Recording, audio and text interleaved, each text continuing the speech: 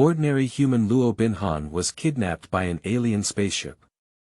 The members on this ship besides him include Master Xiuzhen, Meimo, Artificial Intelligence, Ultraman, and Wishing Machine. Luo Binhan is convinced that there must be some issues with this universe. The alternate title of this book is Taoist Wars Against Aliens. Reader Group Number 729757274, Silent Run Guide. If someone asks, please let me know. Although no one may have written it, considering it is very unpopular, this book does open up all second creation and peer permissions, so there is no need to ask me again. Keywords of the novel. Tao and carbon-based monkey breeding rules. No pop-ups. Tao and carbon-based monkey breeding rules. Complete collection download. Tao and carbon-based monkey breeding rules. Latest chapter reading. Chapter 1. Lihai City Religious and Cultural Exchange Festival, Part 1. You are listening at novelfull.audio. Chapter 1. Lihai City Religious and Cultural Exchange Festival, Part 1. Let's start with the news this morning. Luo Binhan usually doesn't watch TV news. He only watches movies or on-demand programs when he turns on TV, but that's before. In the past 3 months, he has been feeling a bit lackluster, so he hasn't watched much TV. But this morning he was preparing to catch a plane. His lawyer's mother and half-sister were currently living abroad, and his mother needed him again to keep an eye on the troubled sister. So he got up extra early. While frying eggs in a daze, he casually turned on the TV and let the news program broadcast on his own. Yesterday evening, multiple robberies occurred at a jewelry store in Huyang District, our city. After the police quickly arrived, the prisoners held 2 hostages with knives, 1 female clerk and 1 male customer. During the standoff between the 2 sides, several prisoners were accidentally stabbed in the main blood vessels of their legs by crystal jewelry in the store. They have been sent to the hospital for emergency treatment. The religious and cultural exchange activities to be held will start from today. The Vice President delivered a unique and lively speech on the history of religious and cultural architecture in this city. This is a scene captured by chance by citizens yesterday. A clear meteor can be seen streaking across the sky on a clear day. Currently, experts have proposed 3 possible hypotheses about this phenomenon. Luo Binhan yawned, took the fried egg to the living room to finish, and then carried his luggage out. After getting into the taxi, he remembered that he should call his old friend Zhou Yu, so he took out his phone from his pocket. For Luo Binhan, not many people can match the importance of Zhou Yu. Their friendship started from elementary school and lasted until high school when they were classmates. Even now, the two have maintained very close contact, and every time he goes abroad, he always reports to this friend. The phone rang for a few seconds and then answered. Unlike his lazy life, Zhou Yu has always maintained the habit of getting up early. Hey Zhou Yu. What are you doing? Luo Binhan asked listlessly. Read a book, replied Zhou Yu succinctly with a nod. From the other side he said he was reading a book, but Luo Binhan knew that his intention should be to prepare a paper. A year ago, Zhou Yu's childhood sweetheart suddenly disappeared. In order to find her, Zhou Yu's studies were also forced to be interrupted, and he was hospitalized multiple times as a result. It was not until 3 months ago, when he was deeply affected, that he barely recovered. Now, through his father's relationship, he is seeking a mentor again and pursuing a degree. Luo Binhan explained over the phone that he would be going abroad for a few more days, perhaps extended to half a month, and asked the other party to help take care of his parrot at home. Zhou Yu agreed as usual. The topic should have ended here, but Luo Binhan still felt a bit bored and wanted to chat with his friends for a few more words. So he said, "Did you see the news this morning? There was a jewelry robbery near where you live." Zhou Yu let out a sigh. Surprisingly, they even took hostages. Are you quite brave? Zhou Yu hummed again. The response from his friends was not positive enough, but Luo Binhan still remained interested. He has an inexplicable and innate passion for such dangerous things. He rubbed his freshly shaved chin and said, are you saying this is not evil? Several prisoners have been stabbed in their thighs by broken crystal jewelry. I can still understand how they got their thighs pierced. They all like to hit their legs against broken things. Coincidentally, Zhou Yu replied on the other end of the phone. Hey, why are you so calm, kid? What were you doing last night?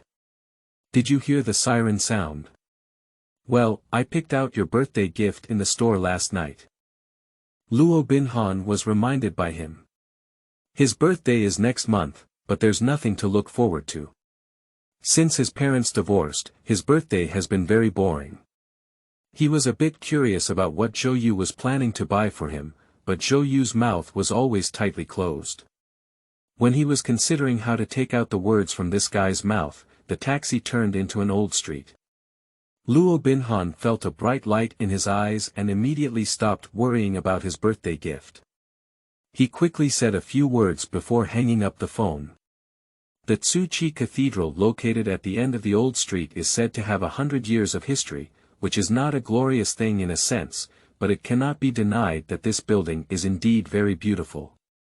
It has a towering and steep spire and luxurious rose windows, attracting many tourists to take photos, but the latter is actually a fashion trend that has been renovated in the past decade. At this moment, fresh bouquets of roses were piled up in front of the church door, and 2 large bundles of colorful balloons were tied to the main entrance. The most shocking thing is the 5-meter-long red banner, which reads, "Warmly welcome all the monks from Qinglian Temple to come and exchange ideas." Under the banner, in front of the church, there was a queue of monks in gray clothes. Luo Binhan was captivated by this magical scene. Even the taxi driver was captivated. He involuntarily slowed down the speed in an attempt to capture this mysterious scene for a few more seconds. "Master, what do you think this monk and nun can communicate with?" Luo Binhan asked intently. The taxi driver was very insightful, and after wiping the steering wheel, he said confidently, "I have to ask what attitude their immediate supervisor has. Can this Buddha talk to God? I think it depends on the situation. It's all under the red flag, who can afford to leave who? Be honest and make do with it." Luo Binhan suddenly felt that the master's words were profound, and couldn't help but respect him deeply. He asked seriously, "Do you believe in Buddhism?" The master chuckled and said, "I believe in it." Luo Binhan suddenly realized and repeatedly said, I'm disrespectful." Buddha's hand is immeasurable. That is the blessed longevity infinite heavenly sovereign. If you want to eat Buddha's hand, you can buy it yourself. Hey, young man, do you believe in religion? Believe it. I believe in the flying noodle god religion. What are you talking about? Flying noodles. It means that the world is created by a real god. The god looks like a bowl of noodles, which is spaghetti in the eyes of foreigners. Here we are Yangchun noodles, Zhajiangmian, big bowl of broad noodles. The driver was stunned, turned on the air conditioner and said, "Are you hungry? I still have a chicken rolls." "Oh, why is there a child in the monk?" He looked out of the window in surprise. Luo Binhan also followed his gaze and saw a young man wearing a gray robe from among the monks. The boy's attire was also very strange. It was a semi-antique red jumpsuit, with short hair curled up haphazardly on his head. When he caught a glimpse of this familiar figure, Luo Binhan almost jumped up from his seat. "Master, stop the car." The taxi driver pulled over to the roadside in confusion, and Luo Binhan paid as quickly as possible before rushing out with his suitcase. He ran to the entrance of the church. At this moment, the young man in red had disappeared, and the monks in line looked at him one by one in confusion. Their bright and shining heads reminded Luo Binhan of very bad memories. Shouldn't it be inside, right? Luo Binhan swallowed his saliva and scanned the faces of these monks one by one. Fortunately, there was no one he knew there. At that moment, the church door opened. The nuns in black rushed out and invited the monks into the interior of the church. Luo Binhan's eyes lit up again. He noticed that the several nuns in the front row were particularly beautiful. The black robe tightly wrapped their bodies, but their faces remained so beautiful that they couldn't move their eyes. The monks have entered. At this moment, a beautiful nun approached Luo Binhan and said, "Does this gentleman want to come in?" Luo Binhan paused for a moment and said, "Is this suitable?" The nun looked at him gently. Her eyes are particularly beautiful, clear as crystal. The Lord will not refuse anyone who is lost. Luo Binhan, who had a wide bowl of faith, wanted to sternly reject the Lord, but the Lord's nun was just too beautiful. He felt dizzy, with only those autumn-like eyes in his field of vision. "Please follow me." He followed the nun away. They didn't even enter the auditorium, but went to a small side hall next to them. Luo Binhan had no idea about such an abnormal thing, and his mind was only filled with the murmurs of the nun. "Please sit down here." Luo Binhan sat down in the armchair. That is the only chair in the entire side hall, somehow matched with contrasting rust handcuffs and rust ankle cuffs. The nun gently and thoughtfully tied him tightly. Luo Binhan doesn't feel quite right. How can a leather chair be paired with iron handcuffs? The nun clasped her hands on her chest and approached him with dignified steps. With a gentle smile, Luo Binhan's head suddenly became clear. He looked at his locked hands and feet and began to scream loudly. When the nun began to undress, he howled even harder. "If you have something to say, don't resort to violence with your wit." The nun removed the dark and heavy fabric from the outside, and her body beneath it was intricately contorted, evoking endless imagination. But there was something else covering the jade-like skin, which was a strange tight-fitting garment made of fine iron chains, leather, and metal plates. A light armor that can only protect vital points. She reached her hand behind her back. Luo Binhan felt that her slender waist could only be held tightly, and her beautiful body was tightly wrapped in a tight-fitting suit, but she somehow transformed into something resembling an electric shock gun. She pressed the thing tightly against Luo Binhan's throat and asked, "Where is the hunting dog?" Please refer to Dead End Game for the previous text.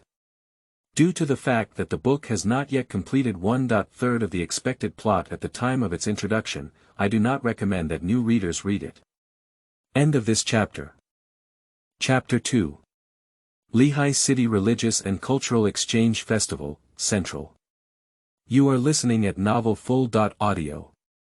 Chapter 2 Lihai City Religious and Cultural Exchange Festival, Central. Luo Binhan was completely stunned. He has no idea what the other person is saying. But at least he recognized the electric shock gun and even bought a set for his sister. So he immediately stopped screaming and tightly closed his mouth. The beautiful nun forcefully pressed the tip of the electric shock gun against his throat. "Where is the hunting dog?" Luo Binhan felt a cold metallic pressure coming from his throat, making him a bit suffocated. He began to miss the dog he had raised before, but it had long been gone, and now he couldn't answer for a moment. He felt despair. At this moment, the door to the side hall opened, and Luo Binhan desperately turned his head to look, only to find 4 or 5 nuns entering. They were all so beautiful that he became even more desperate, and they all took off their clothes without saying a word. 6 beautiful nuns wearing revealing light armor surrounded him in groups. "Is that this person?" asked a nun with a prominent chest size. "There is him in the record of 0206, replied another person with a particularly tight waistline. Although he didn't know what they were saying, Luo Binhan resolutely shouted, "Misunderstanding. It's all a misunderstanding. You found the wrong person." The nuns were not moved by his performance of pouring their souls into it. The whitest nun placed her hand on her waist and walked gracefully in the side hall for a few steps. Finally, she decided, take him away and interrogate him slowly. "Wait, please wait," Luo Binhan said calmly, "I have one last sentence to say." The nun stared at him with beautiful star-like eyes. Luo Binhan took a deep breath and said to the most prominent nun, "There used to be a sincere love in front of me, but I didn't cherish it. The most painful thing in the world is none other than this. You and that woman are very similar in some aspects, which made me fall in love with you at first sight. If possible, I hope to elope with you. If there is a deadline to execute this matter, I hope it is now immediately. I don't love you, the nun replied without blinking her eyes. Luo Binhan immediately used all his strength to breastfeed and roared wildly. The perverted nun in the erotic costume has kidnapped and sold a young man from a good family. Come and help me, ah ah ah ah ah. At this moment, the door to the side hall opened again. Luo Binhan looked over with hope, only to find that it was another beautiful nun. Perhaps she was disturbed by Luo Binhan's screams, and her face was not very attractive. The other nuns looked at her strangely. Mia, you should be looking outside, said the whitest nun. The nun known as Mia did not take off her clothes. She fell down silently, revealing the young man in a red robe from behind her. You're so noisy, the young man sneered at Luo Binhan. The sound ignited Luo Binhan's hope. He recognized the owner of this voice. His name was Jing Huang, a strange young man he had met by chance a few months ago. There are many unsolved mysteries about the boy, but at this moment they are all irrelevant. Jing Huang kicked the nun who had fallen to the ground and then walked slowly into the hall. With more mechanical clicks, the nuns turned towards him in unison. Luo Binhan was tightly tied, and he couldn't see what they were pulling out, but to be honest, he didn't really want to know.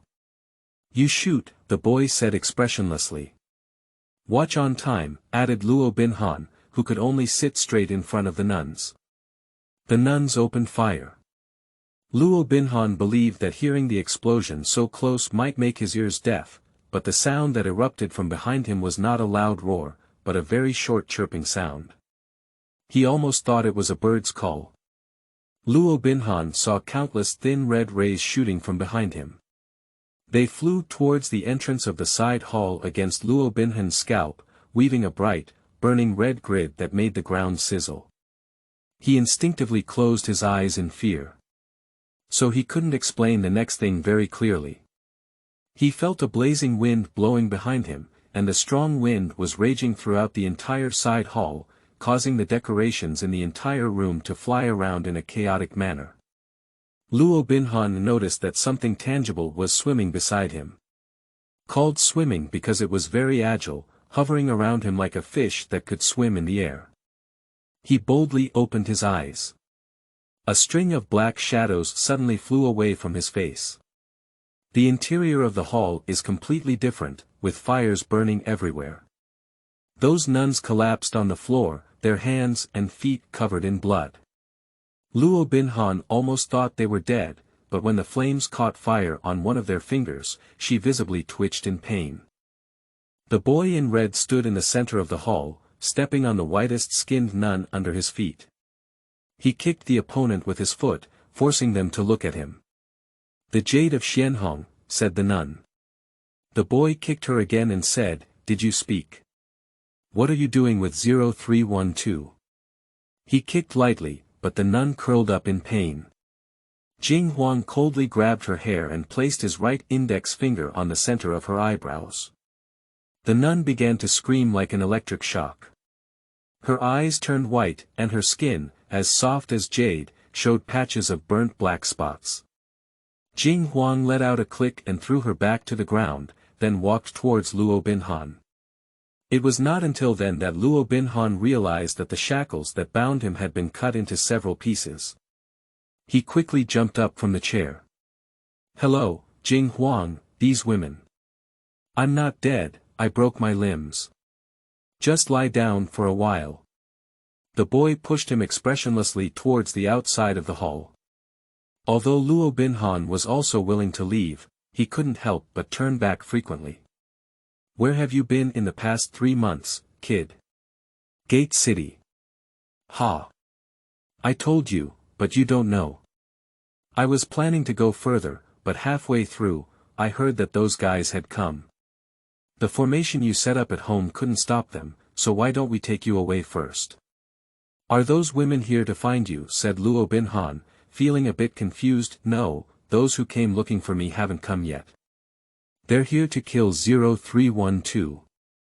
The 0312 mentioned by Jing Huang is another strange man that Luo Binhan met a few months ago. His self-proclaimed surname is K, and he works as a programmer at a technology company in the neighboring city. His biggest appearance feature is a bald head that is as piercing as a monk. Just like Jing Huang, Fake suddenly disappeared 3 months ago, just before and after Luo Binhan's friend Zhou Yu was discharged from the hospital. However, at that time, Luo Binhan was not surprised by this. He knew that both Jing Huang and Fake had a different secret from ordinary people. "That's it, get on the car," Jing Huang said. Luo Binhan stared at the handsome red sports car in front of him. The joy of reunion after a long separation instantly dissipated. "Jing Huang," he roared. "You're driving my car again. This is my car. Fuck your mother. You don't even have a driver's license." The young man frowned impatiently and said, "What's the fuss about? Saying it's mine is mine. There's no time to explain, hurry up and get in the car." He kicked Luo Binhan with his luggage into the back seat of the sports car, while he turned to the driver's seat to start the engine. Luo Binhan smashed his suitcase upside down and took a deep breath before finally flipping over and sitting up. He was about to argue with the other party to understand, but after seeing the scenery outside the car clearly, he was so scared that he forgot everything. The sports car is speeding at a speed of over 80 kilometers per hour on the streets of the city. But for some reason, the engine sounded motionless. 80 kilometers is not an accurate estimate, and the dashboard remains motionless as if it were broken. However, based on Luo Binhan's driving experience on highways, the actual speed is only high but not low. He almost let out a scream again. Colliding with anything in the city at this speed is a more tragic way of dying than a twisted lingerie nun's laser gun, and perhaps dying on the spot is better than surviving an accident. "You his mother stop for me." Eh. The sports car jolted slightly, with the front wheels noticeably tilting upwards. Are there any slopes on the roads in this city? Before Luo Binhan could figure it out, the familiar sense of weightlessness enveloped him.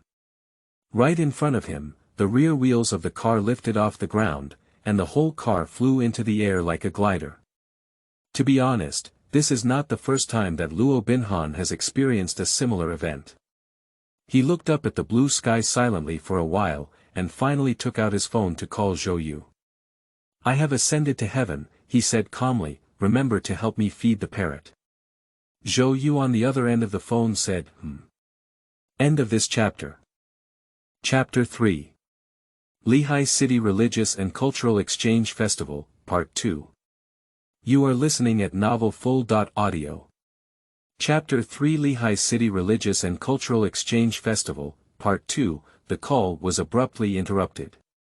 Luo Binhan put down his phone in despair and looked down at the ground from the car window. He takes flights abroad to see his mother all year round and is quite sensitive to altitude. Currently, his altitude is conservatively estimated to be around 800 meters. This made him shiver a bit in the wind, but he didn't feel cold all over. He kicked the driver's seat in front with his foot. "Hey, Jing Huang, where are you taking me?" Jing Huang, sitting in the driver's seat, turned around. Luo Binhan realized that the other person's hands were not even on the steering wheel, but now it no longer scared him. "First, meet up with Yalai and the others, and then go to the gate city," Jing Huang said. "I'll release you when the wind clears." "So where exactly is Gate City?" Jing Huang frowned a little displeased and said, "On the neutral star layer near the alliance boundary, near the far field." "So where the hell is that?" "Andromeda. Sagittarius. They all said it's not on your star plane." Luo Binhan seemed to understand, but he summarized it in his own way. "In a different world.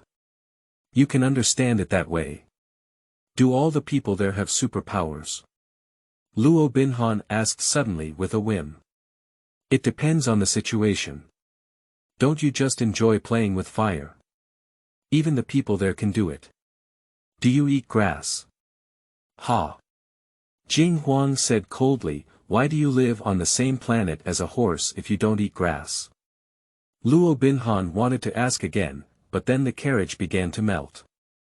He couldn't find a better word to describe it. The entire carriage shell wriggled and reassembled like chocolate under high temperature, eventually becoming a completely enclosed cylindrical space. Jing Huang lifted his head and aimed at the black circle above, which was originally the gourd car hanging from Luo Binhan's sports car. Lihai, I'm bringing someone up. You take over the sub-cabin. After the young man finished speaking for a few seconds, Luo Binhan suddenly developed a strong sense of gravity disorder. Although the windows of the sports car had disappeared in the previous melting, he immediately realized that they were rising. How high is it exactly? When the acceleration disappeared, he had no sensation at all. Is this really his car? Did they rely on 4 cylinders of gasoline to carry people into space? He couldn't stop his wild thoughts, but to be honest, he wasn't that panicked. That can be attributed to a strange experience he experienced a few months ago. It sounds like a strange story from a street vendor, so even family members cannot speak. But that was indeed Luo Binhan's personal experience. He was once kidnapped by 2 huge flies with UFOs, and perhaps almost left the planet under his feet forever. He has not yet understood the background of that incident, but it was precisely because of that adventure that he met a young man named Jing Huang, who temporarily lived in his residence for a period of time. The experience during that period was really unpleasant, but when Jing Huang suddenly disappeared, Luo Binhan couldn't help but have some small regrets. However, at that time he focused more energy on his hospitalized friend Zhou Yu, so he didn't pay much attention to Jing Huang's whereabouts. The slight weightlessness made him feel itchy inside. The barrel-shaped container for high school seems to have started to slow down. Luo Binhan began to feel a bit nauseous. He stole a glance at Jing Huang in front and found that the young man seemed to be dozing off. Regarding Jing Huang, Luo Binhan dare not say that he knows very well. During the time when he took in the young man, the other person's favorite thing to do was to collapse on the sofa and watch TV, all of which were films that Luo Binhan didn't know why existed, such as Korean romance dramas, Qing palace dramas, idol dramas from morning till night. Jing Huang watched these programs expressionlessly. What kind of pleasure can the youth gain from it? Luo Binhan is not clear. He always feels that the other person's gaze at that time is like looking at the animal world. And when Luo Binhan tried to recommend his favorite science fiction movie to him, the young man would always stare at the ceiling in a very boring daze. Even more difficult to deal with is Jing Huang's destructive power on electrical appliances. In just the first week they met, Luo Binhan lost his kitchen light, refrigerator, and microwave, and so far he doesn't know how he broke those things. Luo Binhan was born into a large family. In this complex branch of the Roche family, his father is both the most influential elder and holds enviable wealth. Despite having numerous siblings who have both status and status, Luo Binhan is his father's legitimate eldest son and publicly designated heir to the estate. This has had a quite complex impact on his life, with some good and some bad, but one thing is undoubtedly enviable. He never lacked much money.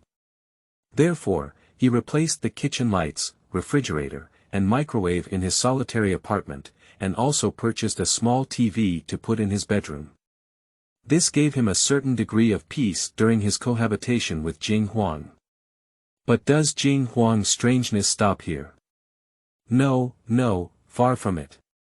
In the short months that Luo Binhan spent with his partner, he saw at least 3 extraordinary things done by Jing Huang. Jing Huang once burned a person who looked the same as him to ashes with a green flame. Jing Huang can attract typhoon like strong airflow indoors. Jing Huang once used the music played by leaves to direct birds and animals. When the young man first arrived at Luo Binhan's house, his way of speaking was also very strange. He can understand Luo Binhan's words and answer in the same language, but apart from exceptionally fluent vulgar language, there is often a bit of inexplicable ancient accent in normal conversations. He can use a brush to write traditional Chinese characters, although there are always stroke errors in the characters he writes. He can also judge the weather of the next day based on the appearance of clouds and starry sky. Assuming there is an outsider here, Luo Binhan has thought more than once. Assuming a person familiar with modern popular culture is suddenly pushed into his home and sees Jing Huang's various strange behaviors, he will naturally come to the conclusion that Jing Huang is a cultivator who ran out of the deep mountains. However, that was an illusion. Jing Huang does not come from any deep mountains or forests, he comes from beyond the sky, beyond the stars, and beyond the distance between the sun and the moon. How far that is, Luo Binhan has no idea at all. The iron bucket vibrated slightly, as if it was shuttling through a pipe of a certain size, and then squeezed into a groove with a click. The top cover above opened, and a strong light shot in from the outside. Jing Huang stood up first and easily jumped out of the open lid, while Luo Binhan struggled to climb the edge and scrape out. The outside space was so bright that he couldn't see the environment clearly for a moment. He heard Jing Huang's voice angrily shouting something. Zhu xie qi. He Ji xie. Luo Binhan couldn't understand what the young man was saying, but he was not unfamiliar with the language he used, because of its unique and complex tone fluctuations, which sounded like singing in a particularly remote dialect at first glance. Sorry, please forgive me, because I was so happy just now. The second voice that followed closely was a young and cheerful male voice. His words were understood by Luo Binhan without any obstacles. As soon as the young man finished speaking, the bright light around him weakened. Luo Binhan opened his eyes. He stood in a narrow square hall. A few people, or at least humanoid creatures, stood in the hall. Jing Huang angrily grabbed a young man's hair and cursed, forcing his tall figure to bend down and apologize in a friendly manner. The scene was very eerie, but Luo Binhan ignored it. His gaze was like a small iron sheet absorbed by a magnet, firmly nailed to the nearby window. It has a cold blue light strip embedded on its edge, a window without edges. The night sky behind the window was sparkling with stars. In the center of that sparse and beautiful sea of stars, Luo Binhan saw a huge blue planet. It hovered quietly in his field of vision, slowly spinning. Through the milky light mist, Luo Binhan could even find his country and continent. But that was before today. He can't answer at all what will happen in the future at this moment. The secret of a young man named Jing Huang, who is different from ordinary people, lies in this. Luo Binhan has encountered cults that offer sacrifices to living people in the past, ancient books that record mysterious rituals, and strange dogs that smile at people. But none can compare to Jing Huang's secret. He is an alien. End of this chapter. Chapter 4. Homo sapiens Racecocentrism, Part 1. You are listening at novelfull.audio. Chapter 4. Homo sapiens Racecocentrism, Part 1. Luo Binhan is a person with considerable experience in going abroad. 3 sets of clothes, 2 pairs of socks, 1 set of toiletries, several boxes of special dim sum of Lihai city, mobile phone charger and plug adapter, exchanged cash, passports, water cups and bagged napkins were placed in the luggage he prepared for going abroad. In addition, he also has a phone, wallet and lighter in his pocket. There are credit cards, change, keychains, identification documents, and several 1-inch photos in the wallet. Regarding lighters, Luo Binhan sometimes. For example, when he learned that his unlucky sister had caused a series of troubles. Had a habit of smoking, but his addiction was not significant. Carrying a lighter is more like his hobby. That is a luxurious silver lighter, with exquisite tang grass patterns carved on its surface. On the day of Luo Binhan's adulthood, Zhou Yu gave it as a gift, and at that time, Zhou Yu's childhood sweetheart had not yet disappeared. Thinking of this, Luo Binhan felt a bit puzzled. He didn't want to blame Zhou Yu, he just felt that his friend's luck was too bad. Zhou Yu lost his childhood sweetheart who had long been his child bride before the new year, and now his best friend is also being taken away by the heavenly descent UFO. How unfortunate it would be for that isolated medical student. Is this the ending? Zhou Yu wants to accompany the parrot for a lifetime. But now is not the time to consider Zhou Yu and the parrot. Luo Binhan and all his personal belongings were taken to a circular hall. That's a normal-looking rest area with soft chairs, bookshelves, and a TV, at least it looks like a TV, and even a few glowing potted plants on the table. The entire circular hall is very bright, but no light source can be found. A large piece of transparent glass is embedded in the center of the floor of the circular hall, and below is a deep and endless space in the universe. It seems that this is a cosmic version of a glass overpass. Luo Binhan awkwardly avoided the area.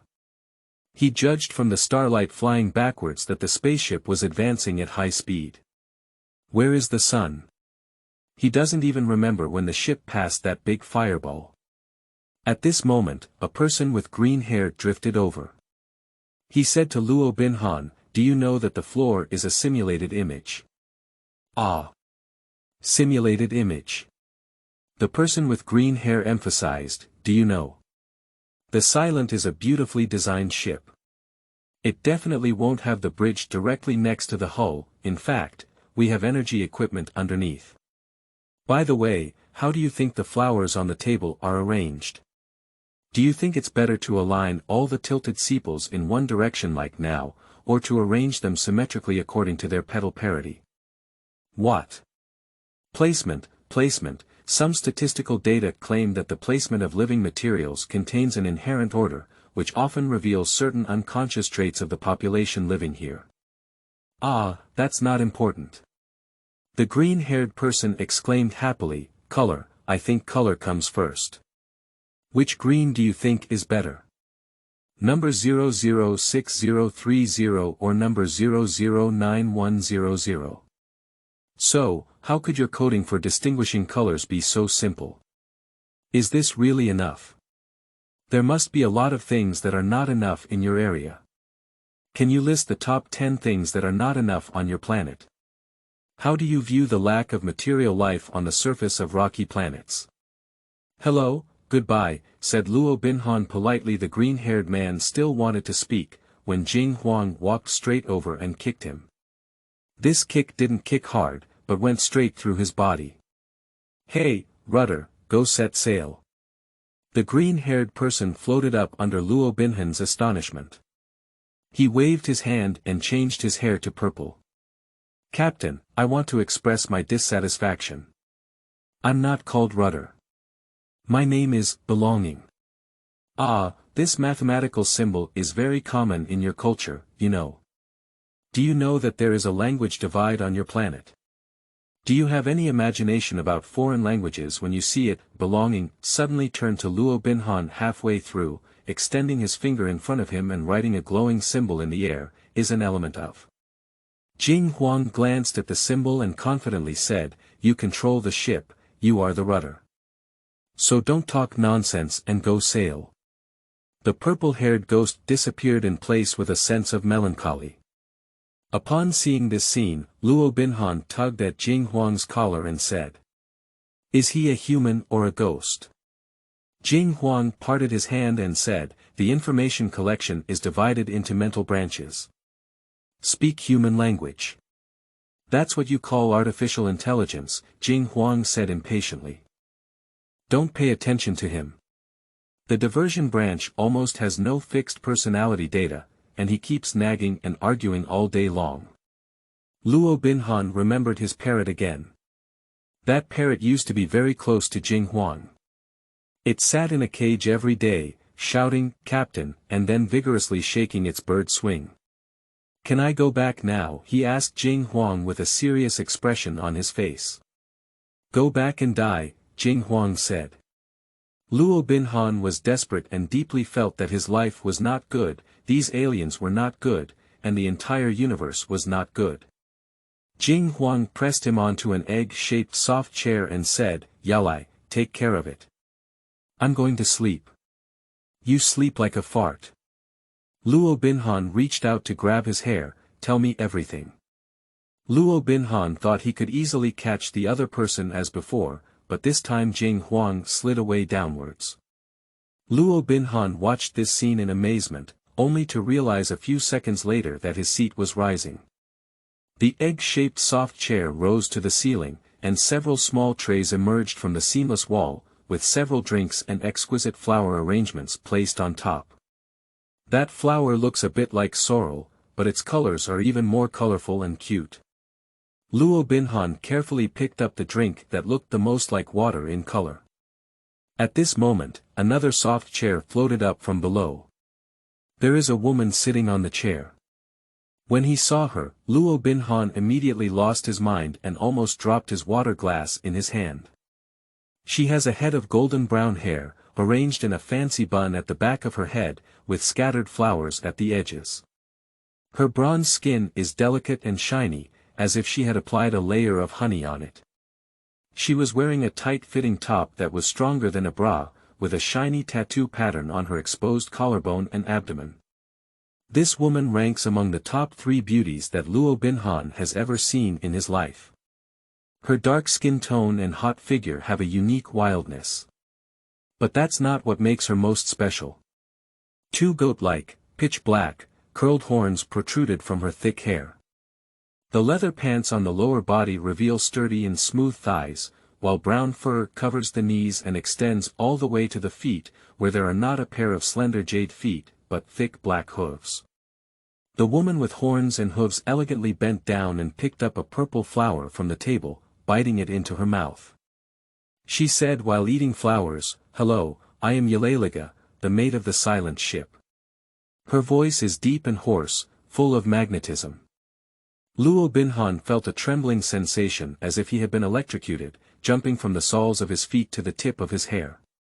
The woman's voice was like a feather, scraping his every organ and every part of his body starting to itch. Luo Binhan clearly realized that it was a feeling of excitement, and the last time he was so passionate was in middle school. So he said with emotion, "Can you stay away from me?" Yalai Li Jia, the horned girl, turned her head and looked at him with a charming expression. A strand of hair curled up like a flower vine gently swayed in her ear. Her every little gesture was so graceful that Luo Binhan couldn't help but continue saying, "Aren't your neck tired with the heavy horns on your head? My skull is 1 millimeter thicker than yours, my cervical spine is 2 millimeters larger in diameter, my vertebrae are 6 more, and my muscle distribution is also different." Yaleliga said, "I am more physiologically capable of bearing weight." "Are you a half-orc?" "No. You first need to define what a half-orc is," said Yalai Riga as she swallowed her flower stem. Luo Binhan gave up thinking. He asked, "What exactly do you want?" "Protect you." Yaleliga pulled out another flower, "At least that's what the captain said." "Why do I need protection?" Yaleliga began dipping flowers into the drinks and said, "Because you have a relationship with the captain. The captain has a group of enemies who are skilled in assassination, and they kill anyone who has a relationship with him." Luo Binhan nodded calmly, tilted to the edge of the chair, and shouted loudly with his middle finger pointing up towards the bottom, "Jing Huang, I'll be your immortal board." Then he turned his head and said to Yaleliga, "You continue." Yalai Li Jia gently bit the petals with her pure white teeth, and her fragrant lips burst into a charming smile. She said, "I will explain it in the simplest way possible." Luo Binhan was still wanting to speak when Yaleliga stood up from the chair. She wiped her lips with her nails adorned with broken crystals, then bent down to embrace Luo Binhan's neck and gave him a deep, sweet kiss. End of this chapter. Chapter 5. Pan-Homo sapiens Racecocentrism, Central. You are listening at novelfull.audio. Chapter 5 Pan-Homo sapiens Racecocentrism, Central. Luo Binhan is a virgin. His father, who had a vast wealth, had married 2 wives and had at least 10 non-legal partners. These are stable experiences, and there are countless Luo Binhan who has only slept before. The situation on the maternal side is much better. His mother has only been married twice and has never had an illegitimate partner during marriage. He has had about 5 or 6 boyfriends, and he doesn't want to ask about his level of social interaction. His parents' way of handling things has had a profound impact on him. He has a dignified appearance, with no worries about food and clothing, but he has no girlfriend, no first kiss, and of course, no great harmony in life. His mother once thought he had a crush on Zhou Yu. Because Zhou Yu's family is innocent and decent, his mother readily agreed to this matter, absolutely supported and was willing to provide legal help, until later his mother found that they were just chatting when they covered quilts. She began to suspect that her son had a functional defect. Luo Binhan has no flaws. His reaction after being forcibly kissed by a peerless beauty was also very ordinary. "You call yourself mom," said Jing Huang, who was disturbed by his screams. Jing Huang's face was gloomy, with swollen eye bags and messy hair. He looks very tired, as if he has just been awakened from a deep sleep. Luo Binhan grabbed his curled hair above his head and began to shake wildly. "Your shipmate is bothering me. Did she sleep with you? Why are you thinking so dirty?" Jing Huang opened his hand and said, "Yalai is a member of the gospel tribe, and sleeping with someone is a basic operation. What about kissing? Do you know how many slices of bread you have eaten?" "I've taken 40.2 pieces this year," said Luo Binhan. "I'm really looking forward to others asking me this. Besides, I've taken 6 magic sticks before." Jing Huang pushed him back onto the chair and said, "Don't make me sleep." The soft chair floated up again and returned to Yalai Li Jia, who was leisurely holding flowers dipped in drinks. "Do you want to eat some sugar to calm down?" asked Yalai. Luo Binhan nodded nervously. Yalai pulled out a small white flower from the water bottle with a bouquet of flowers and handed it to Luo Binhan. Luo Binhan politely declined upon seeing the situation and said, "Forget it, I don't deserve to live on the same planet as Brother Ma." "This is a milk-flavored candy made by the Derlanders," said Yalai. Luo Binhan took the flower with suspicion and put it in his mouth. The petals slowly expanded in his mouth, turning into soft balls like marshmallows, and then melted into a sweet milk-flavored juice. He began to feel his stomach wriggling, and it had been several hours since the 2 fried eggs in the morning that he hadn't touched water to eat. This flower candy made him even more hungry. "You can dip it in some ingredients," suggested Yalai Li Jia. Luo Binhan took out a pale pink flower from the bottle and soaked it in a dark green drink for a few seconds, leaving behind emerald water droplets on the flower. "This flower tastes like sweet peach chips smeared with cucumber juice." Luo Binhan suddenly realized. He finally realized that the residual flavor of sour fruit chocolate in his mouth had nothing to do with Yalai Li Jia's saliva. "The captain has many enemies," said Jalaliga. "There was a person who was hiding on your planet before. The captain wanted to kill him, but he himself was also being pursued by other enemies. You took him in, and I am very grateful to you." She nodded solemnly and lightly. The metal chains hanging on her horns jingled. Luo Binhan twisted his body uncomfortably. "The person he wants to kill is already dead. Now we are preparing to leave here and go beyond the alliance through the gate city," said Jalalia. "The captain believes this will prevent his enemies from finding him." Luo Binhan pondered on the petals for a few seconds before asking, "What is the alliance?" "Your government. More like your international community, but much more relaxed than that. So you can't do anything." Yalaliga smiled happily and said, "The alliance can't do anything here in Wuyuan domain. Is there any royal law in this universe? A little is better than nothing. Is there anyone responsible for law enforcement? It's just a facade. Oh. How can the people ensure their daily production and life? Let fate take its course." Luo Binhan took a sip of the sugar syrup and said, "So, what do you guys rely on to make a living?" Yalaliga smiled silently. So Luo Binhan asked again, how do you usually divide your accounts with the officials? We don't divide the accounts, said Yalaliga. We don't communicate with the officials. Luo Binhan pulled out the remaining flower stem from his mouth and arched his hand at Yalaliga, saying, I'm sorry. Your Excellency is Zhang Matzi from the interstellar space. Did I join this chamber from my master? No, you don't have to do anything, replied Yalaliga. The silence will protect your safety during this period. Luo Binhan understood. He is like a commemorative alien travel potted plant that Jing Huang casually copied from the Blue Star. How long can I go back? It depends on the situation.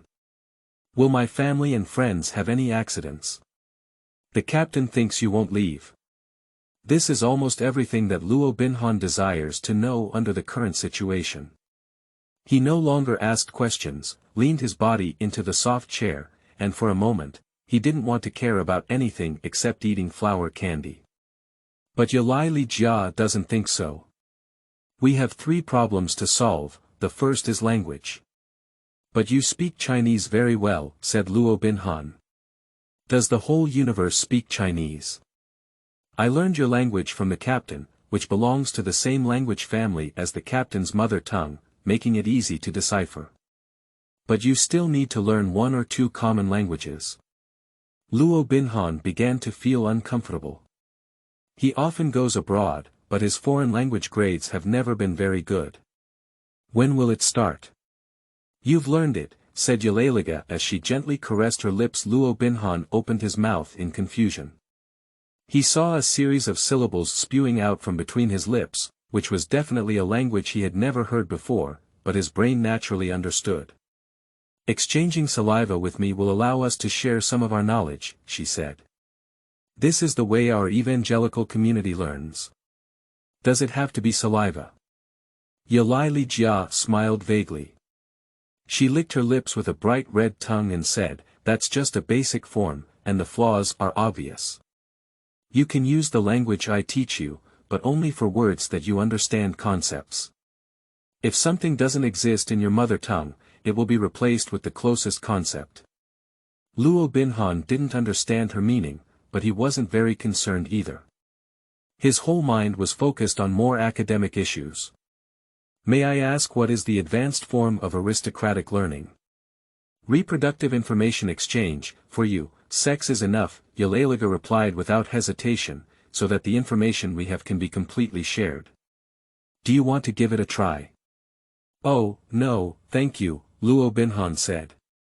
Then why don't you call yourself the welfare tribe? Gospel is the most matching word you choose for yourself. Luo Binhan firmly believed that he had no idea what she was saying.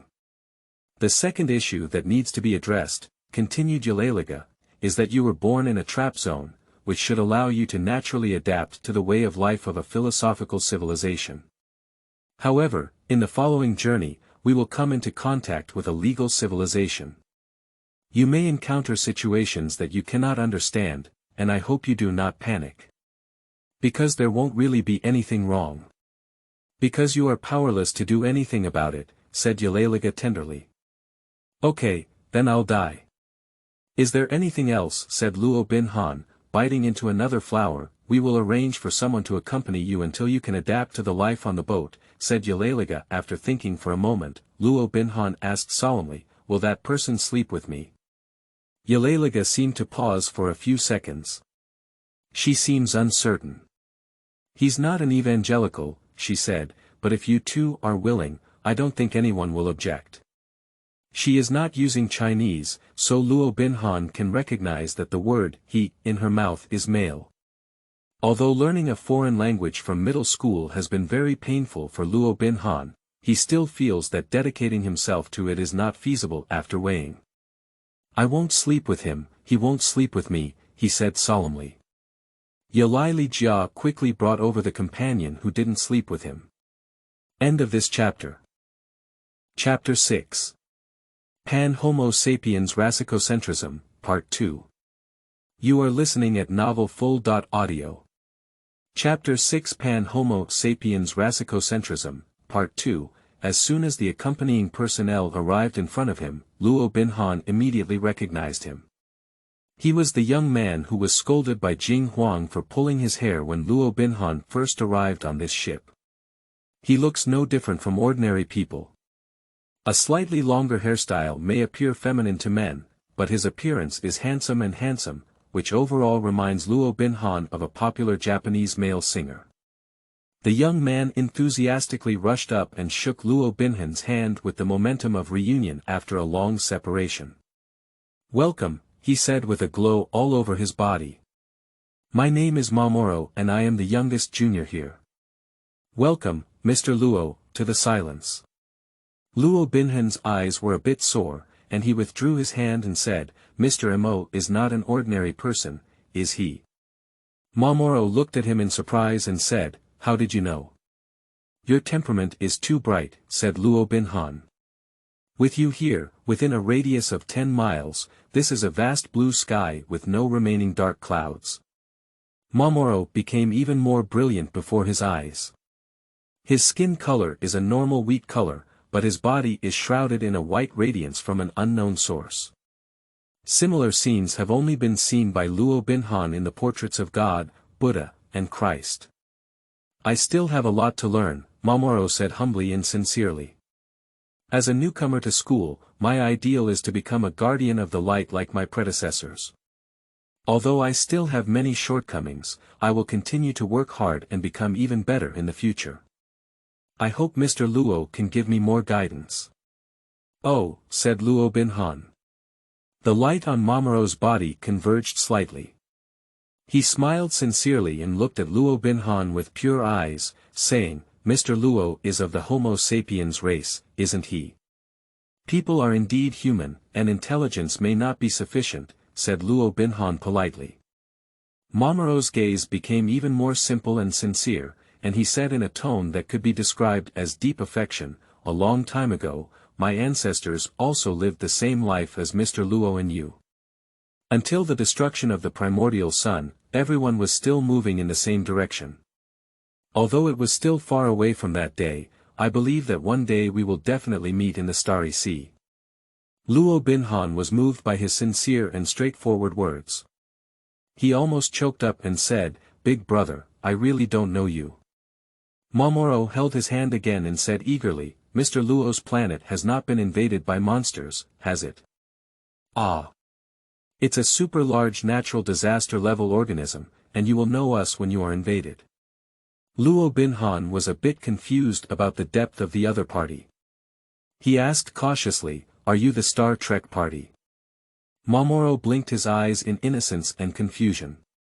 He asked, "Mr. Luo, what does leading a party mean?" "Oh, when the Imperial Army comes, please point out where the village is." Mamoru said happily, "That's great. If a monster appears in Mr. Luo's hometown next time, please ask him to be my guide, right?" Luo Binhan was so scared that he quickly waved his hand and said, "Not suitable, not suitable. You can definitely do it." Mamoru insisted, "I heard that when Mr. Xuanhong's cabin crashed, it was Mr. Luo who took him in. You must be a person with a bright heart who can treat a foreign race you don't know so gently. If possible, I hope Mr. Luo can be my human body in the future." "What is that?" "It's about letting my light enter Mr. Luo's body, so that we can merge into one." "A man can't do it," Luo Binhan said firmly. Mamoru seemed disappointed, but he persisted and said, "Mr. Luo, think again. Combining with light will never cause any pain, and on the contrary, your body will be healed and purified. As long as you become my human body, I can transform from a mimetic to a true human, and Mr. Luo can use my power to defend the peace of the universe." Although Luo Binhan did not want to defend the peace of the universe, he couldn't help but ask curiously, "What power do you have?" The light around Mamoru suddenly became dazzling and dazzling. He sincerely raised his head and chest, clenched his fists in front of his chest, and said, "Through the call of light, Mr. Luo can reproduce my true form. As long as I use my body, there is no problem whether it is from heaven to earth." If I give it my all, I can fly continuously in the absolute darkness without light for 72 hours. Luo Binhan let out a sigh. I can lift up the small island in Mr. Luo's hometown. If there is a meteorite impact, I can fly over immediately and move it away. If it really doesn't work, I can also emit my own unique life light. Although it's not as excellent as a few predecessors, it's definitely not a problem to break the small meteorite.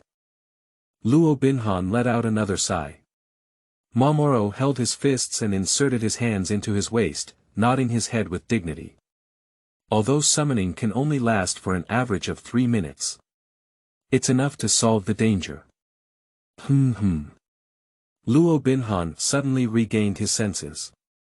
He calmly looked at the young man in front of him from head to foot, and then from foot to head.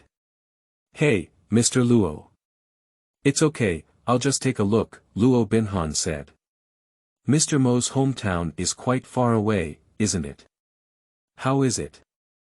Do you feel homesick? Mamoru showed a nostalgic expression. He sighed and said, that's true. When I was in school, I always hoped to graduate as soon as possible and become a recognized official guardian. After coming out, I realized that work is not such a simple thing. Perhaps it's because I'm too clumsy, so I'm not as skilled as my predecessors. If that's the case, Luo Binhan said, don't be discouraged. I think you can handle it quite well. Mainly, your seniors are lucky, and after learning each one, they will be directly defeated by small monsters. Can't we just assign them easily? Haha, that's already a long time ago, Mr. Luo, said Mamoru. Nowadays, the civilization of the pan-intellectuals is mostly supervised by the Alliance. If we don't have a graduation internship, we can't go on duty. Understand. There are too many college students these days, and the little monsters are not enough to distinguish. It's not enough. It's just that I'm too weak, Mamoru said awkwardly. There should still be a great need for help on the Star River front right now, but I'm not mature enough. My mentor believes that at this stage, I can only hone my skills behind the Alliance. I've been studying for so long, but I still can't contribute my strength to peace. It's really embarrassing to say so. Luo Binhan was deeply moved. He grabbed Mamoru's shoulder and said, Big brother, why don't you go back to M78 Nebula? Don't torture me. Mamoru grabbed his hand with concern and said, Is Mr. Luo feeling unwell? If there is any illness, as long as he becomes my human body, he can recover immediately. No, Luo Binhan said. I'm not really humble. As a wealthy second generation, how can I save the peace of the universe? Mr. Mo, it's better to hire someone else. According to my opinion, Yalaliga is quite good. Mamoru said seriously, Ms. Yalai's attributes are not very suitable for me. Mr. Luo, in principle, I should choose the suitable individuals within the Pan-wise race as my human body. This is for the sake of the health of the suitable individuals and is also a tradition of our eternal light realm. This is racial discrimination. Luo Binhan accused with heartache.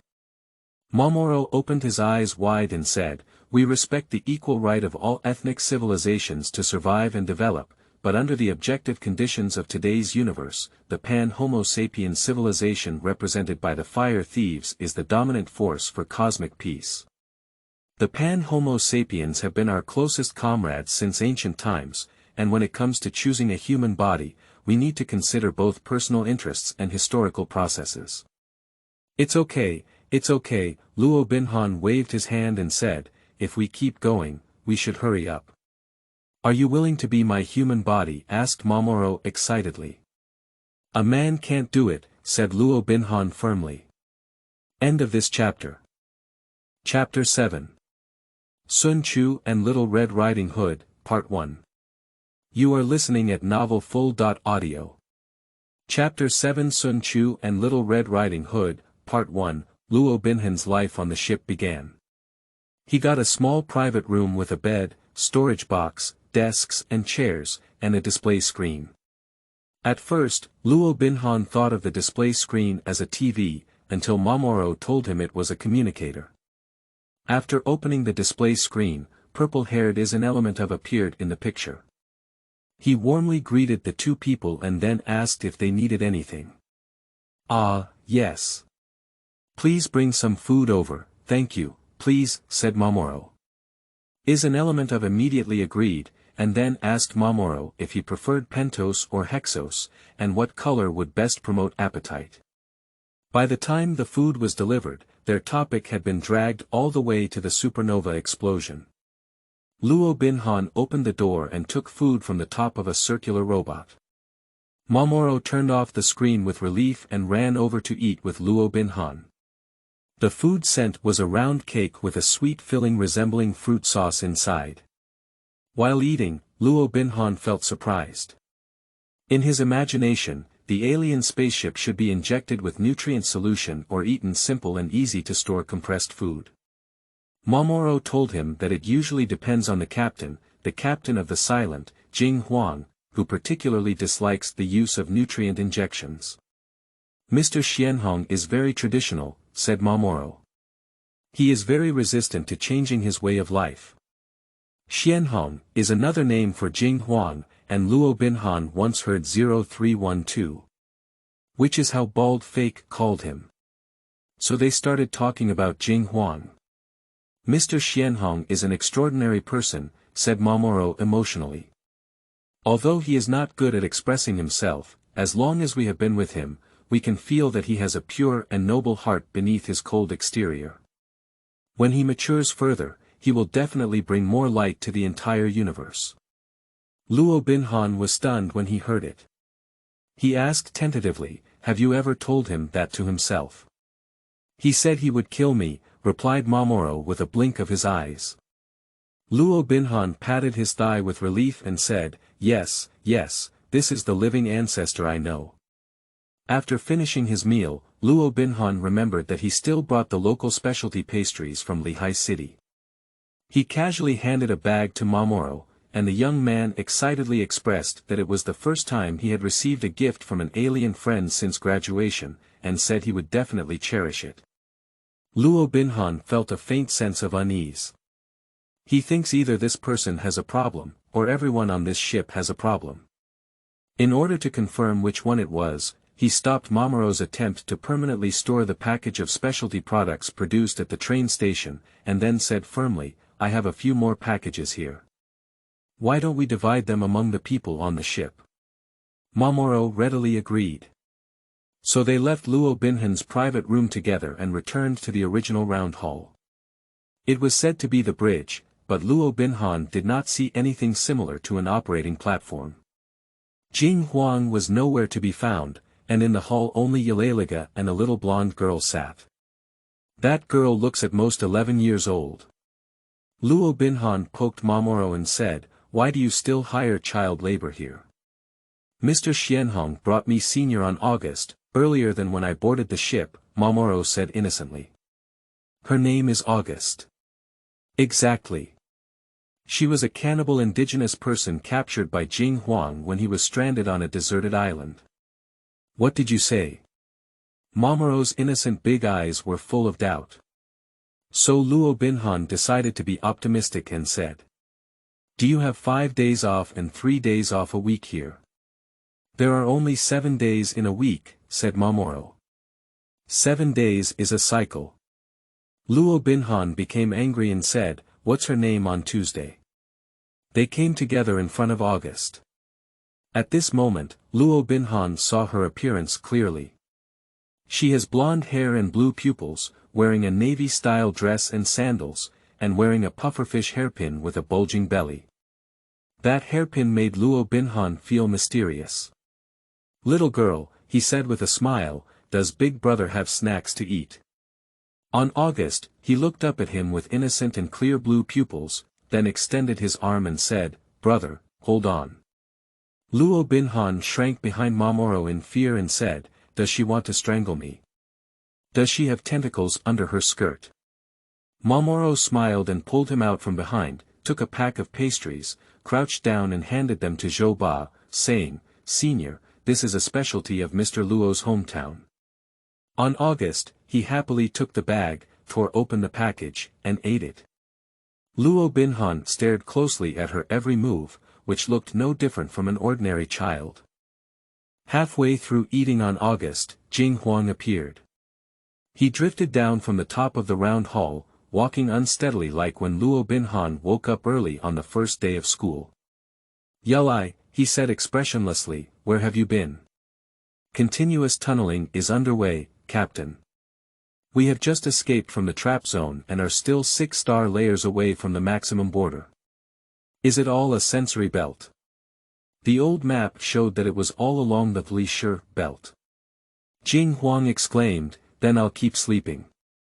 "Why don't you sleep on some yarn?" Luo Binhan rushed over and grabbed his hair. "If you don't agree, you'll kidnap me. Tell me quickly, what is the origin of your enemy?" Jing Huang's hair was pulled upright. He said unhappily, "You don't know." "Nonsense, of course I don't know. What if they kill my family?" "They won't," Jing Huang said, "because I don't care about your family." "What about Zhou Yu's reign? Didn't you also stay at Zhou Yu's house for a few days?" Jing Huang impatiently parted his hand and said, "You don't have to worry about him, you can't kill anyone on his head." "Oh, you guys are quite principled," said Luo Binhan. "Will the two armies not kill the doctors when they fight?" Jing Huang didn't speak to him anymore, but kicked Mamoru with his foot and said, "Don't shine anymore, it hurts my eyes." Mamoru apologized repeatedly, reducing the white light all over his body. He smiled and said, "Mr. Xianhong looks very energetic today." "Get lost," Jing Huang replied with a gloomy expression on his face. At this moment, Zhou Zhou jumped off the chair and ran to Jing Huang's side with a clattering sound. She lifted the pastry and asked, Jing, do you want to eat it?" "No," Jing Huang said, "go away, don't grab my clothes." On August, without hearing anything, he opened his arms and said, "Jing, embrace." Jing Huang turned his head and fled. The scene immediately fell into chaos. Jing Huang briskly walked around the circular hall, persistently pursuing him to embrace him on August. Both of them kept repeating their lines along the way. Mamoru looked at the scene with a smile on his face and sighed with satisfaction, everyone has such a good relationship. Luo Binhan felt his head dizzy in waves. To dispel this feeling, he sat on the soft chair and casually took out a flower from the water bottle and bit it. He quickly spat out the flower. It was really just an ornamental plant, and it started screaming in his mouth.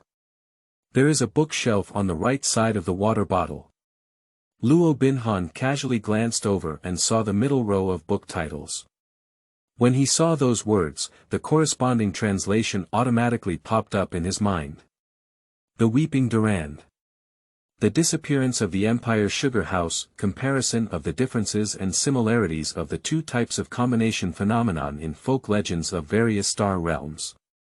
Fish and Birds, A Brief History of Alliance Aviation Evolution.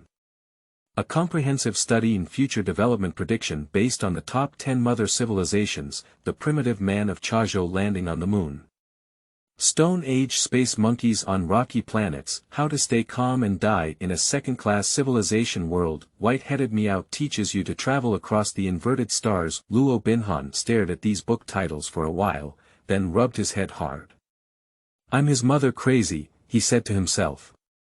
He shifted his gaze to the top layer of the bookshelf. The books placed there looked thinner and more simple, like the medical journals ordered by Zhou Yu's family on a monthly basis.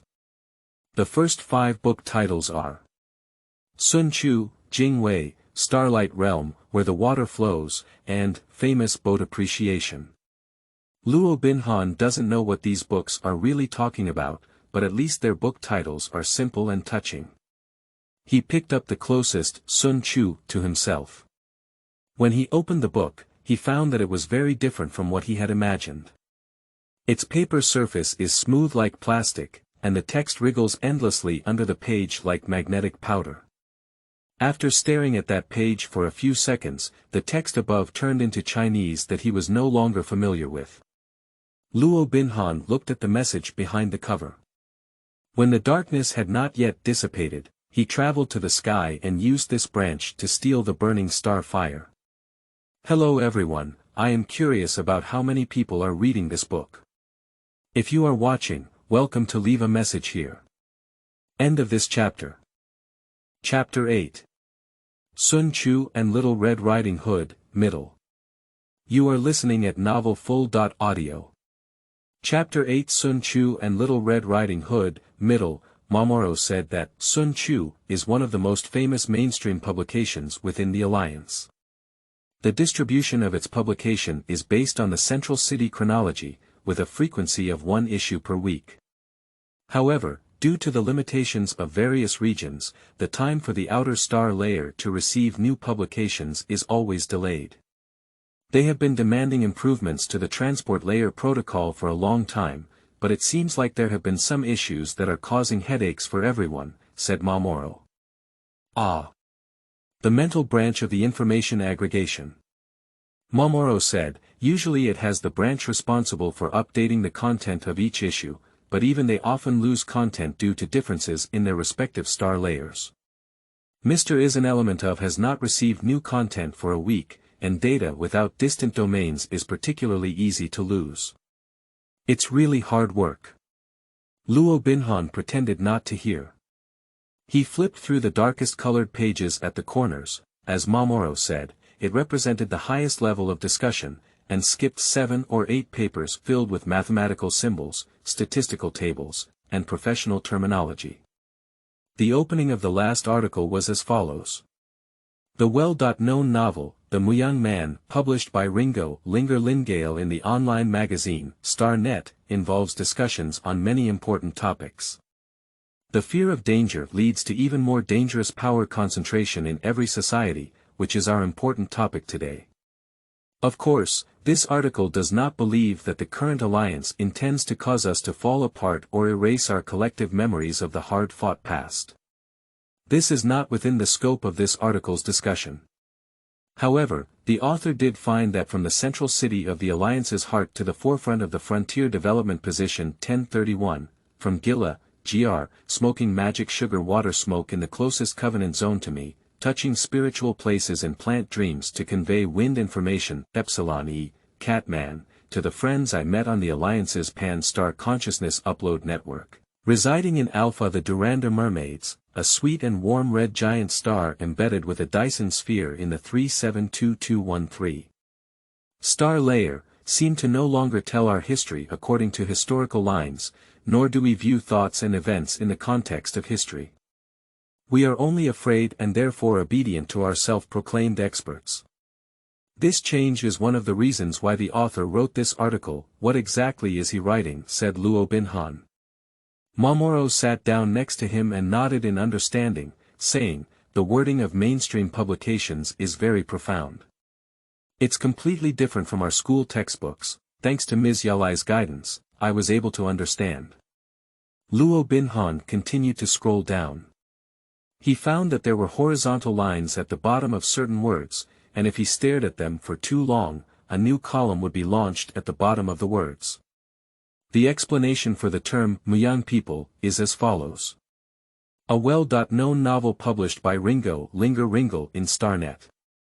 The book depicts the unique way of life of the Duka ethnic group on the border of the Alliance, and how they have been subverted and destroyed during the expansion process of the Alliance.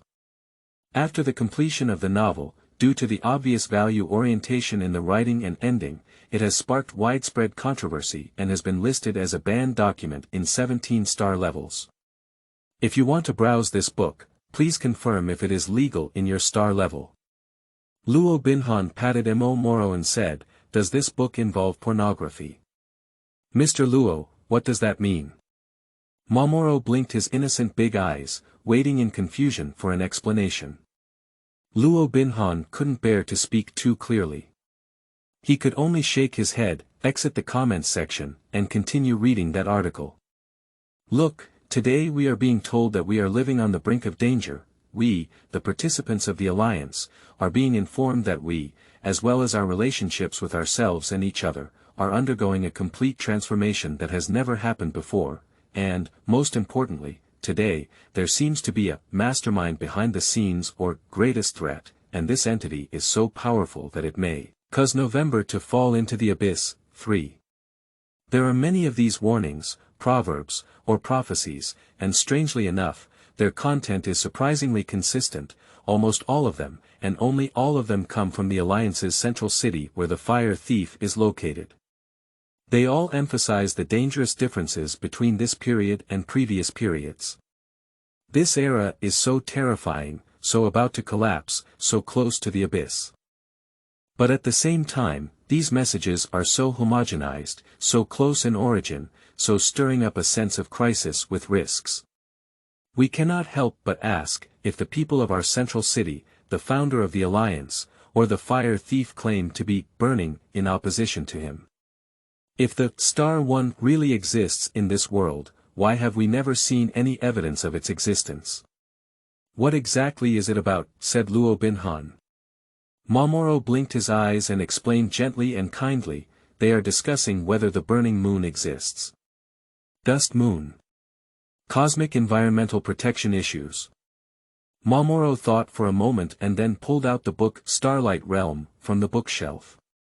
He buried his head and flipped through a few pages before handing the book to Luo Binhan.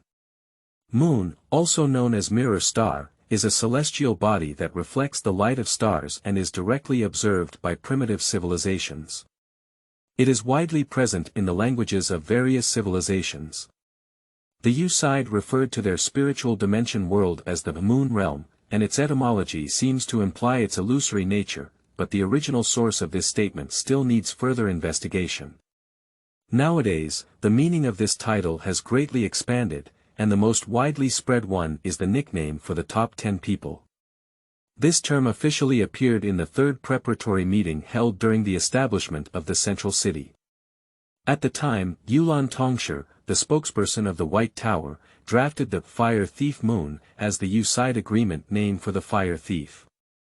From then on, a tradition of conferring lunar titles to successive climbers has emerged. In examining this imagery, Central City historian Abdullah believes. Mamoru withdrew Starlight Realm and immediately stuffed Jingwei into Luo Binhan's hand. Luo Binhan saw the big Chinese headlines twisting on the page.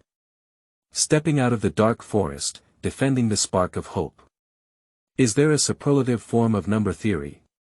Some people say that the universe is infinite, and mathematics should also be infinite. Some cutting-edge research results at this stage indicate that the highest number theory that life currently touches upon may be abyss theory, and its manifestation is abyss. Is abyss something that life can control? Looking at all the facts that have happened in the past, it can be concluded that we have not stood at the pinnacle of history. Our physical rules and historical records still cannot be regarded as objective and credible evidence. The traces of large-scale physical rule attacks, mathematical rule choices, and interference with historical lines are still deeply imprinted in the records, and that a fire moon, hanging above our heads has never extinguished. However, in our wars, during the process of linear advancement, there is always a voice that believes that the universe does not need to be ordered, advocating for letting nature take its course, observing the stars and moon, and maintaining the most authentic style of all civilizations. What is the most authentic style?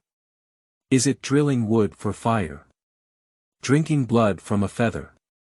Or is it enclosure, self-respect, self-satisfaction, claiming to be the shepherd of the sun until it is also engulfed by the expanding stars?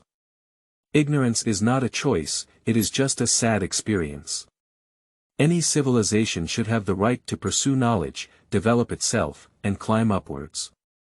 The romantic imagination of art should not become a tool for distorting facts or reversing black and white. All civilizations in the universe are equal, harmonious, united, and interdependent. Only by working together to resist fate can we break through the abyss advantage of the burning stars and reach the forefront of history. This is the solemn life responsibility of every contemporary alliance participant. The so-called greatest threat theory is pure nonsense. Luo Binhan opened his mouth wide. He asked Mamoru, "What are these books doing?" Debate. Mamoru said awkwardly, "There has been a lot of arguing on both sides recently. Most of the editors-in-chief of Sun Chu believe that the burning moon does not exist, while Jingwei and several citations in the article just read by Mr. Luo support the view of Mr. Fire Thief." Ah. Citation. It's just those numbers, here. Mr. Luo can see that they all use different numbers in the lunar calendar, right? These are values used for time conversion, which is a symbol of cross-layer debate. Luo Binhan looked at the labels of those, 1, 2, 3, according to his words. In front of him, the comment bar unfolded again. 1. R. Alpha Kshal. Fumigation Canal. Union Convention Calendar 17529.31.622.583, 2-0307/0308/0315/0209/01. Journal of Quarterly Historical Line Research in the Non-Far Star Pioneering Area. Union Convention Calendar 1831. Life 25.1.84.577, 3, Red Crane, Blue Stone, Green Scale, Sybil. In the icy stream and blood wind. When falling at the tip of the White Pagoda for 20 stars he felt his head starting to hurt again. What about Starlight Realm? Ms. Yulai said that Starlight Realm is just a ruthless term to explain machines. Luo Binhan took a deep breath and exhaled. He put all 3 books back in their original positions, and then looked at Yulai's legs with empty eyes. "Is there a collection of model photos here?" he asked calmly. End of this chapter. Chapter 9. Sun Chu and Little Red Riding Hood, Part 2. You are listening at novelfull.audio. Chapter 9 Sun Chu and Little Red Riding Hood, Part 2. Luo Binhan couldn't find the photo album, but Yulai said there were several books of mermaid portraits on the ship. Their scale was so large that Jing Huang threw them into the warehouse after Mamoru boarded the ship. He believes it is necessary to critically study the scale of those picture albums. Mamoru led him to the warehouse. That is at the deepest part of the complex corridor behind the bridge, located in a remote area and even covered in dust. This surprised Luo Binhan particularly, as he thought that the high-tech spacecraft should be spotless everywhere. "Ah, because the warehouse is rarely cleaned here," Mamoru said. "Mr. Xianhong doesn't let me do the cleaning, and he doesn't seem to let an element of get close to this warehouse, so it's completely abandoned." Luo Binhan was immediately full of energy. He has higher expectations for the scale of the album. For safety reasons, he asked, "Is there nothing dangerous here?" "It seems like all the miscellaneous items that Mr. Xianhong doesn't use," replied Mamoru. Luo Binhan felt relieved. He left Mamoru outside and entered the warehouse alone. The lights inside were bright and the space was spacious, until he pressed a button and the wall opened up its outer shell, from which many shelves fell. Luo Binhan quickly discovered that the storage boxes on those shelves were filled with things that puzzled him. Glass jars filled with purple pearls, extremely ugly octopus dolls, beautifully embroidered bright red dresses, and so on. He quickly forgot about the mermaid brochure and began to ponder the story between that dress and Jing Huang. Just as he was unleashing his imagination, a big guy on the corner shelf caught his eye. A heavy and massive metal machine. Its design is rough and bulky, with a shell texture resembling brass, severely lacking the precision of extraterrestrial technology. When Luo Binhan approached, he found that the metal nameplate on the top of the machine was still engraved with Arabic numerals, which looked like a date. Based on the time of his hometown, it was only 3 years ago. "If I were you, I wouldn't approach that machine," someone said behind his back. That's definitely not Mamoru's voice. Luo Binhan suddenly turned his head and looked behind him. In the middle of the 2 rows of shelves that fell, stood a young girl wearing a spacious deep red coat. The hood of the coat covered her eyes, revealing only half of her calm face. Luo Binhan noticed that several strands of black hair were hanging from the bottom of the girl's hat, and her appearance and figure were very Asian. He turned around and took a step towards the door, asking, "Which one of you?" "I am the warehouse manager," the girl replied. "You walk quite lightly," Luo Binhan said. "Female Xia, where did you learn this lightness skill?" The girl showed a complex smile at the corner of her mouth. She suddenly lifted her hood, and beneath it was a slightly haggard face. Her forehead is slightly high and her eyes are slightly sunken, which can easily make people feel depressed and unhappy. "You have misunderstood my situation," she said. Luo Binhan saw that her body had turned into a semi-transparent virtual image. "Oh my God," he said, "Vexia, please calm down. We have no grievances or grudges." The ghostly girl in red raised her eyebrows as if she found it very interesting and said, "This is open to discussion." Luo Binhan suddenly felt that she looked a bit familiar, perhaps like a child from one of his relatives. There are too many relatives for him to count in a moment. But then again, how could there be a female ghost on this alien spaceship? "I'm not a ghost or ghost," the girl said. "I'm." She paused for a moment and said, "Some data. Is there a mental branch of information aggregation?" Luo Binhan asked tentatively. He admires himself for being able to finish speaking this word. The girl in red showed that strange smile again. "On a certain level, yes, sir, I am an artificial intelligence," she said. "But unlike the gentleman in charge of sailing, our principles are different." "Do you still differentiate between genders?" "Perhaps it's not that strict," the girl said. "Do you want me to communicate with you using a male image?" Luo Binhan quickly shook his hand and said, "No need, this is quite good. Don't change it. What do you call the female hero?" The girl fell into a brief silence. She reached out her hand to the nearby shelf, first touching the metal surface with her fingertips, as if she was about to support her arm on the shelf. But soon the virtual image of her arm passed through the entity and reached out unobstructed to the other side of the cabinet. She withdrew her hand and inserted it into the pocket of her red coat. "Li, she said, "my name is Li." In a very short moment, her name triggered a reaction in a certain area of Luo Binhan's head.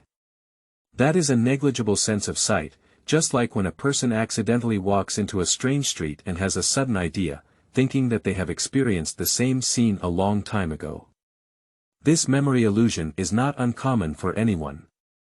Luo Binhan does not believe in fate, is not passionate about artificial beauty girls, and does not care much about this illusion. The awkwardness lies in his reluctance to ask if there is a large scale mermaid brochure in this warehouse. He had to ask about other things, such as the pearl jar or clay figurine at hand, but Li didn't seem to know the origin of these things either. Her responsibility is to keep an eye on the warehouse, and only look at the warehouse. In addition, the other areas are operated by the talkative is an element of. "You are just a pure warehouse manager," Luo Binhan summarized. "Isn't your star rating quite high?" Li smiled without hesitation. She said with a hint of self-deprecation, "I'm not good at taking on heavy responsibilities, especially when far from the ground." "Will you be bored?" Luo Binhan asked suddenly with a whim. "No," Li said. "I think that senior manager is quite idle. He keeps asking questions all day long, isn't he holding it back?" "This is a difference in principle, sir." Li said, "Mr. is an element of is a pure, baseless collection of information that is not fixed according to any existing personality data. His simulated thinking logic from the previous second does not run through to the next second, and any subjective opinions are relative and fickle in his view." "Ah," said Luo Binhan. "He is like a baby, imitating any adult he sees." Li reinterpreted, "All the personality he portrays does not represent his own personality, it is just a non-coherent imitation behavior, depending on the information he has just been inputted. Therefore, returning to your initial question, sir, information aggregates are not boring, they only exhibit the state and behavior of material life when bored at some moments. Luo Binhan fell into deep contemplation. He somehow remembered the scrambled eggs made by Zhou Yu's childhood sweetheart. It looks like black charcoal, smells like black charcoal, and eats like black charcoal, but Zhou Yu insists that it's scrambled eggs. Okay, he said, would you be happy then? He was ready to welcome the new round of black charcoal is fried egg, but Li did not answer immediately this time. She lifted her semi-transparent hand and slowly rotated it in front of her eyes. I don't know, sir, she said. They continued to talk about the things in the warehouse. Luo Binhan was shocked to find that he quite enjoyed talking to the warehouse manager, perhaps because Li was the most harmless and articulate person he had ever acted since boarding the ship. When they began to evaluate the extremely ugly octopus doll, Li said, I'm curious about your motives for coming here, sir. Luo Binhan already knew that the other person's gender was just an illusion, but he still felt a bit embarrassed. He pretended to be calm and said, I'm here to find a treasure. Li looked at him for a while, then showed a meaningful smile and said, I suggest you look in the corner on your right. Luo Binhan wants to ask a clear question. But at this moment, the door of the warehouse suddenly opened and Mamoru's head poked in from outside. Mr. Luo, are you still looking for something? Luo Binhan responded vaguely. What are you doing standing there alone? Asked Mamoru. Luo Binhan turned his head. He found that Li, who was standing in the middle of the shelf, had disappeared. This haunted behavior made Luo Binhan very dissatisfied, but his opinion did not last long. He found a rather old sealed cardboard box in the corner of the shelf on his right side. The box is filled with mermaid sketchbooks and beauty photo albums. End of this chapter. The 10th Octopus Bone, Part 1. You are listening at novelfull.audio. The 10th Octopus Bone, Part 1, on the third day after Luo Binhan left his homeland, based on his phone display, the Silent encountered other spacecraft. At the time of the incident, Luo Binhan had already flipped through those several mermaid picture books. He only flipped through it once, and then went to the toilet to vomit for half an hour. Digging around while curiously asking about Luo Binhan's physiological structure and adjusting the time for Homo sapiens to use the toilet. Mermaids. Mamoru said, there are currently 7 major classes of carbon-based species with the same name in each star layer of the Alliance. Except for Durand and Essen, the others are all pure carnivorous species, with the most well-known being the shark-like mermaid. They love to eat most humanoid creatures, numb their prey's nerves through mating, and then start eating them alive from their internal organs.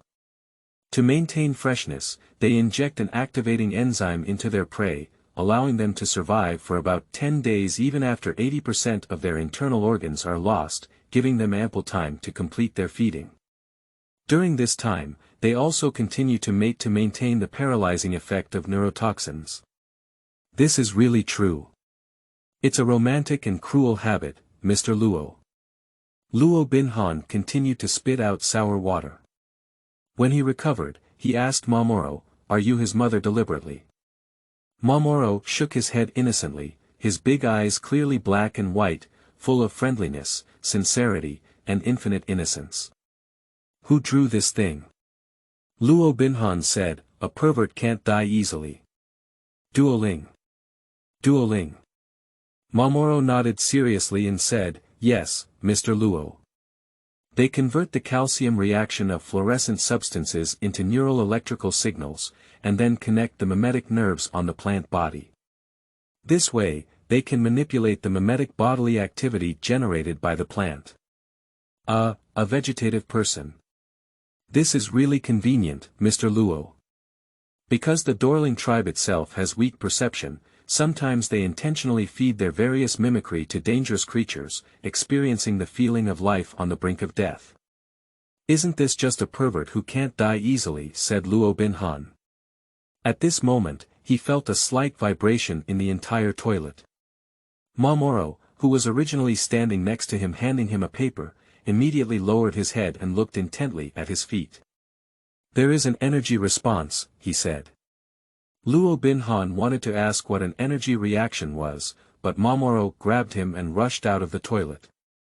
This tall and thin young man had astonishing strength that did not fit his figure, causing Luo Binhan to roll his eyes. They blew like a strong wind onto the bridge. At this moment, Yalai Li Jia was standing in the middle of the round hall, while Jing Huang sat by the bookshelf with a face full of nostalgia. Luo Binhan discovered that the book on his lap was Starlight Realm. Waves of light rippled in the air. With a blue explosive head, an element of appeared from nothingness and said, "Captain, we have hit the tide."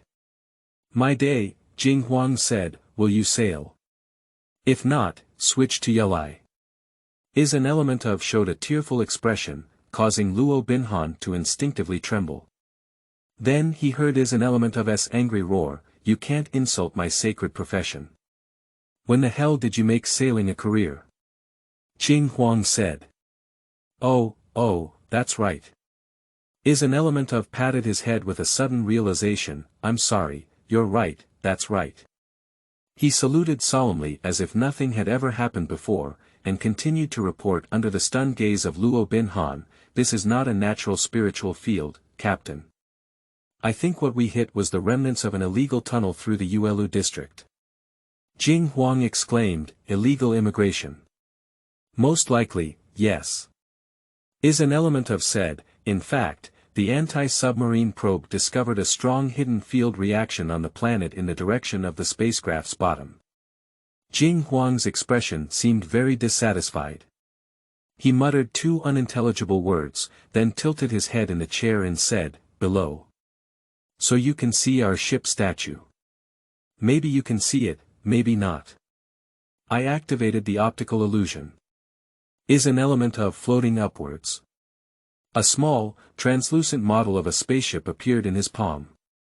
He rotated the model half a circle, revealing the open circular bottom. "This is what the silent ship looks like to the naked eye now," an element of announced. "If they don't have precise detection equipment that can distinguish the difference in reflectivity between our ship's surface paint and other parts by about 0.00327 per thousand, or a law class that can maintain a supernatural field of view in this area, they won't be able to see our ship's image." Jing Huang closed his eyes and picked up Starlight Realm, repeatedly tapping his knee. "They don't have any legal provisions on board," he said expressionlessly. "I will make your judgment an important reference and reduce their threat by 6 percentage points. It's just a chatter. If I say no, it means no. An element of looked at him with special kindness and said, "When you said that last time, we encountered 20.6 blood devourers on the enemy ship. A drink of blood is also worthy of the name of Jorge." Jing Huang said. "You call yourself an astronaut when you ride his mother bicycle." "It depends on where to ride," replied an element of quickly.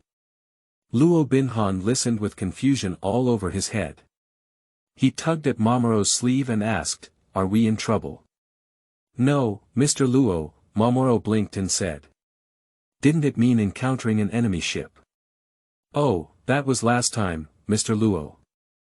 Mamoru said cheerfully, "This time it may not be an enemy ship. Besides, being an enemy ship is not a problem." "No problem, I will definitely succeed this time." His words made Luo Binhan feel very strange. "So, you didn't succeed last time? You were defeated by the enemy?" "No," Mamoru said. "Last time I advised Mr. Xianhong to put down the butcher's knife, he still beat up all the people on the ship. But this time it's different. I believe that through my sincere persuasion during this period, Mr. Xianhong can finally open his closed heart and treat others more gently." Luo Binhan stood in awe and couldn't help but arch his hand, saying, "What is your goal?" "Let him play 10 fewer games," said Mamoru. The silent began to turn. For Luo Binhan, this process had almost no real sensation. He only felt a slight sense of floating in his body in an instant, and then heard is an element of say, "We are heading towards this hidden field." Jing Huang lay bored on the chair, too lazy to respond with a single word. Yalai Li Jia walked step by step to the virtual image of is an element of. Entering the range of planetary gravitational field. The ship has been captured by the geomagnetic field. It indicates that the polarization of the hull will partially fail. The protective magnetic circle is resetting. Is an element of lowered her head and looked at her. Reset the protective layer. Turn on environmental visibility, said Yalaliga. The circular hull disappeared in the blink of an eye. Luo Binhan found himself standing in the void. The dark and profound silence surrounded him in the deep sky, filled with countless tiny and dazzling starlight. The starlight, red, yellow, blue, purple, green, and white, woven into a peculiar band like a heavenly curtain. Luo Binhan lost his composure for a few seconds. Then he began to fall rapidly. His soul is a huge blood-red planet. The clouds on that planet were thin, and Luo Binhan could clearly see that it had no oceans at all. The land was bare, the mountains were rugged, and the low-lying areas were covered with large and small meteorite craters. The blood-red boundless earth is rapidly approaching him. That was a high speed enough to ignite a person in the atmosphere, but Luo Binhan was completely painless. He doesn't even have a sense of weightlessness. Only the vision continues to present this terrifying scene. He thought he would scream, but in fact, he didn't. Mamoru still stood in front of him with an innocent face, while Jing Huang lay horizontally in an awkward position in the void. Discover the target. Is an element of said. They passed through a small thin cloud layer without any obstacles and suddenly stopped falling. Luo Binhan looked diagonally ahead, hovering a spaceship between the blood-red earth and the semi-transparent black starry sky in the yellow-brown sky. Its overall shape is quite similar to that of a barracuda, with a thruster-like device located at the tail and pectoral fins, which flickers with flames faintly. Jing Huang sat up straight and cast a cold glance at the spaceship. "What a piece of junk," he said contemptuously. "What kind of thing is heavy nuclear fusion used for?" Carrying ups and downs in the void, with a gloomy expression. "That's obviously just the power method they used on the inner side of the atmosphere, Captain." He listlessly lifted his palm, holding a small barracuda-shaped spaceship. "I have information about this ship. It's called the Fishbone, belonging to the interstellar criminal organization Lihai. It's suspected of illegally transferring related materials and engaging in value exchange activities, as well as depriving individuals of their freedom of movement without permission. It has been listed as a wanted target by 7 star layers. Hit it, Jing Huang said without hesitation. Welcome to leave a message. End of this chapter.